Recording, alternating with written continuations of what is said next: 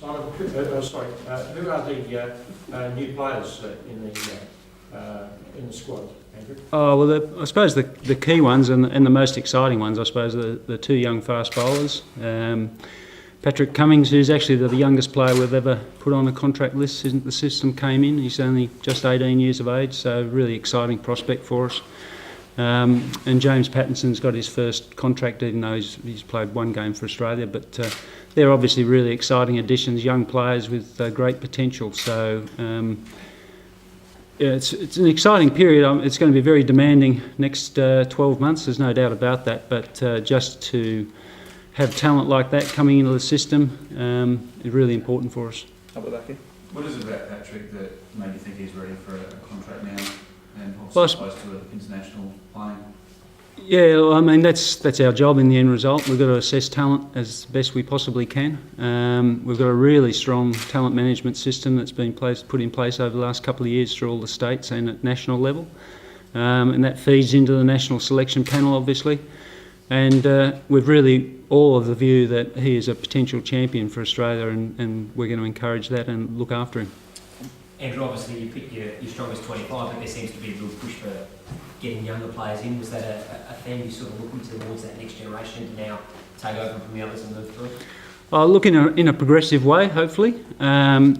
We want to win games. We want to have a winning culture, but we've also got to build for the future. And it's a long way away, but 2 years down the track is the next Ashes, and that's a big goal for us. So, we are bringing in younger players. It's probably the youngest contracted squad we've ever had. I think the average age is about 28, so it's a young squad.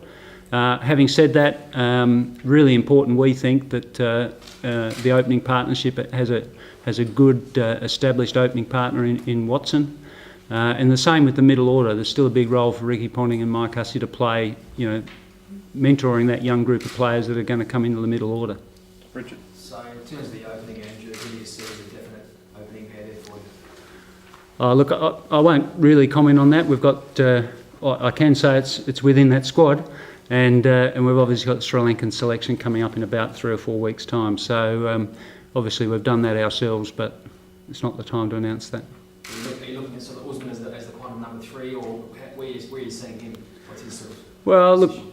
I think there's three young batters. Sean Marsh's not that young, but we think he's got great potential. He's been in the contract list for a while, but he's someone I think is about his time. So it's time for him to step up at the international level. We'll try and give him quality opportunities. And Usman and Philip Hughes are in exactly the same boat. We've got to find them quality opportunities at international level so that they're ready in 2 years' time to hopefully perform well in the Ashes. Down the front. Andrew, you mentioned that the squad was selected very much with an eye on the next Ashes series. Do you see Ponting and Hussey having a large role to play? I said that's our next 2-year goal. Obviously, we want to have a winning culture going into that. We see them as having a very important role at the moment with our middle order. We're going to Sri Lanka. It's as tough as it gets. Sri Lanka away, South Africa away, India at home. We play 3 of the top 4 nations in the next 12 months so in Test cricket. So it's really demanding time. We just think they've got a great role to play at the moment. Grant? No Simon Hilditch or Marcus North? No, look, it was obviously devastating for Simon. He's been, since he went out of the Australian side, then he came back in, fought his way back through weight of runs. He's been a really fantastic player for us, and he's been extremely successful. So it was a big decision, obviously really hard on Simon. But in our view, the opening partnership is critical. It takes time to get a good opening partnership, and we now think the time is right to make sure we've got the right opening partnership come the Ashes. Focus on youth, obviously, but David Hussey's forced his way back, just I guess sheer persistence and also his versatility. Well, he's a very highly ranked player worldwide in 2020 cricket. It's the first time in this contract list that we've actually rated 3 forms of the game separately.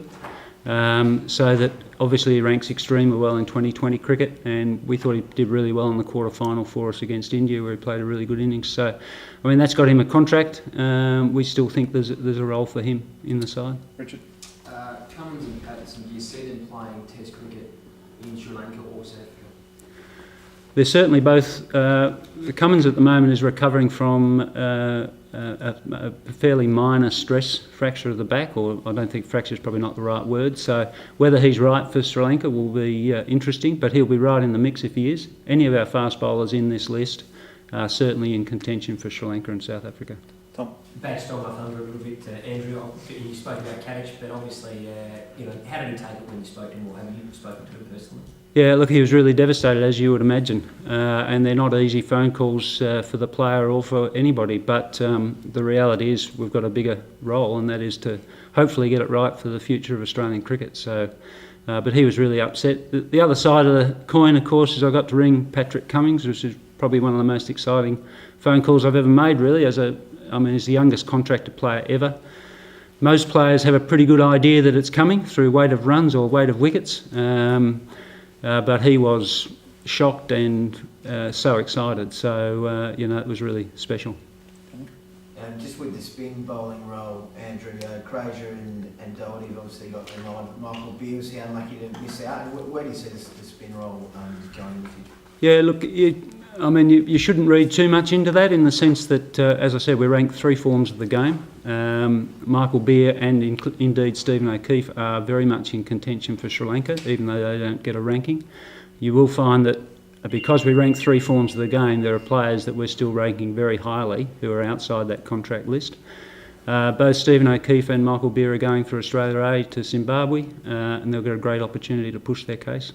You talked about Ponting and Mike Hussey being important sort of as a bridge to that big Ashes in 2 years' time. Yep. Do you see them holding on to be a part of that series? I don't think they're looking that far ahead, and I don't think we are really. Just at the moment, we're going to have 2 or 3 young players in that middle order, and it's really important, we think, that they get experience with international quality players in the middle order, particularly in Sri Lanka, where it'll be very tough for middle order players. And South Africa will be tough just because they're such a good side. I think you've sort of made the point already, but for the guys that have been removed from the contract list, and some young guys that possibly thought they might have been in for a role like Michael Beer, this is by no means meaning that they're not in line to play for the next 12 months. No, definitely not. I mean, the reality is we've got an Australia A tour. We'll wait to see the 1-day section and the 4-day section of that before we finalise our Sri Lankan squads. And the 2 players we mentioned are very much in contention. Okay. Just a quick question about the position of selectors. You've been reviewing Tim Nelson's position at the moment. Has that been completed? Are you going to extend his contract? Oh, that's not a role for me. What there is at the moment, there's a review of the Ashes performance being done by an independent review panel. That's a really exciting process. I've been part of that. I think it'll come up with some strong recommendations about all sorts of things in cricket. So I think it'll just be fantastic to see what they come up with. Anything that benefits Australian cricket's a good thing. And is your position being reviewed? Oh, I think they'd be looking at everything, and it may well lead to a review of the selection panel, but that's not something I have to worry about. I'm just doing the best job I can. Richard? Just on Brett Lee, Andrew, how do you see him? Obviously had a nice last 6 months. How long is he in for? Sorry, was it Brett Lee? Brett Lee. Yeah. Look, Brett, I thought in the World Cup was probably bowling as well as I've seen him, which is an incredible thing for, I think he's 33, 34 now. He was bowling quick and bowling really well and getting through game after game, which we thought he might struggle with. So we still think he's got a role. We've got a 2020 World Cup in just over 12 months. I think he can definitely get to that. At the moment, we just see him playing. He's just bowling too well not to be in our one-day thoughts. Tom? Andrew, you've obviously spoken about the review which is going on at the moment, but in terms of your position, are you as happy and as passionate as ever to keep doing the job? Oh yeah, I've been very lucky, really. I didn't have much of a contribution for Australian cricket as a player, but I'm really enjoying this role, doing the best I possibly can. If someone decides that there's a better way to go, well, I'll be fully supportive of that as well. I'm sorry, Andrew, the memorandum of understanding that was announced in Sydney and Melbourne at the same time today, what are the major changes of that for us not having been there? Is there something in a nutshell of how that changes things? Look, there's a full release about it. from our perspective, not really much changed at all. It talks about how many contracted players, and it's still 25 as it's always been, so there wasn't really anything in the MOU that affects the selection of all the contract players, apart from the fact that we ranked 3 forms of the game separately for the first time. Rich? Just so you don't go on for a lot more time, Andrew, do you see this as a nice legacy list to leave, this list you're announcing today? Not sure what you mean by that.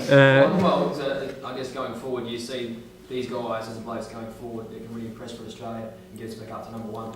Yeah, that's the idea. I mean, we think we're still playing pretty good one-day cricket and pretty good 2020 cricket. Test cricket is our big concern.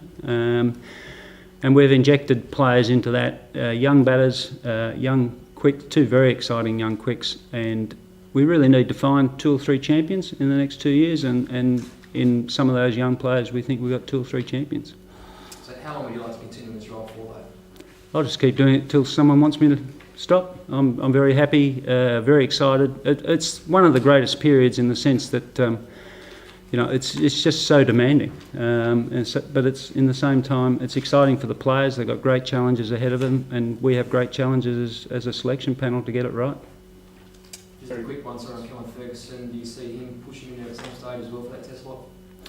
Yeah, well, I mean, he's been highly ranked in all forms of the game, really. He's well regarded. It's a question of whether that opportunity presents itself. He's just got to be scoring runs, as many runs as he humanly can for South Australia, and push his case as strongly as he can. He's obviously a very talented player. Just before you talk about Sean Mars, were you talking about him in an opening sense, or just anywhere? Well, Sean, he's quite versatile. He's obviously played quite a bit of open the batting. It's been his role in one-day cricket. Bearing in mind we're ranking 3 forms of the game here, so he opens basically in 2020 and in one-day cricket. He's played basically every role in 4-day cricket. So we think he's a player that can play all forms of the game, and his role would be pretty flexible, I think.